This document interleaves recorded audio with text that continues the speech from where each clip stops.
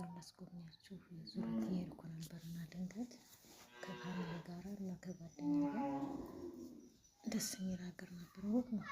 እስኪ አገሩን በግምት ማወቅ የምትችሉ እስኪ ኮሜንት አሳውቁኝ። በጣም ደስ ነው የሚለው ሜዳው፣ ዛፉ ሁሉ ነገር በጣም ነው የሚመቸው። ወንዙ ዛፉ ራሱ የወንዙ ባጃጅ ታሄድ ብላን ማለት ነው። ለግድ ነው እንትን ያልነው ባጃጅ እንዲህ ብላን ነበረ። ዳገት እየወጣች ማለት ነው።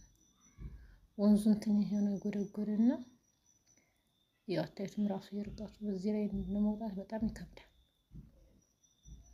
እዚህ ላይ መውጣት ስለሚከብድ ስንወርድ ያው እዚህ ላይ